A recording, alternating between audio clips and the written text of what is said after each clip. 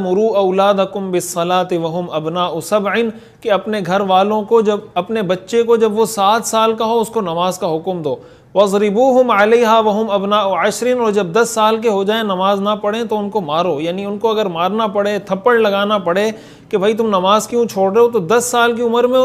اتنا ان کو ٹرین کر دیں کہ 10 سال کی عمر میں بچے کے تصور میں یہ بات نہیں آئے کہ بھائی نماز چھوڑی بھی جا سکتی ہے۔ آپ 10 سال اس پہ محنت کر لیں، 10 سال کے بعد انشاءاللہ وہ خود اللہ تعالیٰ اس کو چلائیں گے۔ آپ اس پہ وہ رکھیں،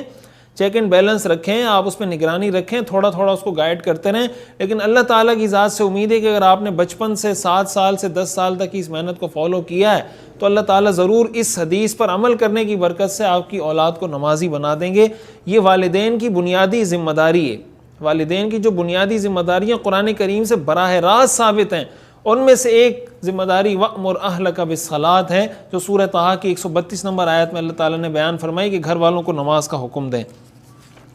اور اس کا ایک اہم طریقہ کہ گھر والے نماز کے پابند کیسے بنیں، اس کا سب سے بہترین طریقہ یہ کہ آدمی خود نماز کی پابندی کرے۔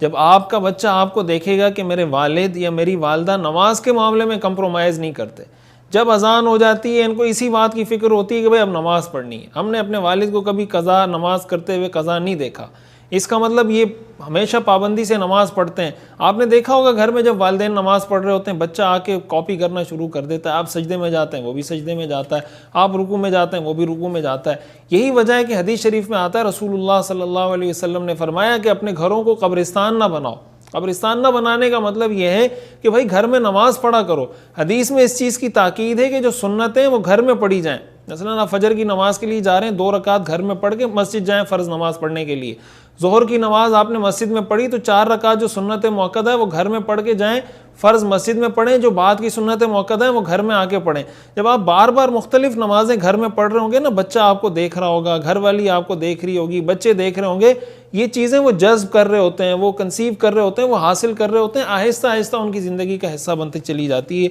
یہ ساری چیزیں۔ اب اس کے بعد دوسری بات جس کو ہم نے ڈسکس کرنا ہے کہ نماز کس پر فرض ہے، تو نماز کے لیے بنیادی طور پر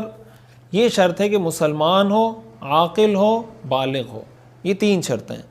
مسلمان، عاقل، بالغ، وہ چاہے مرد ہو یا عورت ہو اس پر نماز فرض ہے۔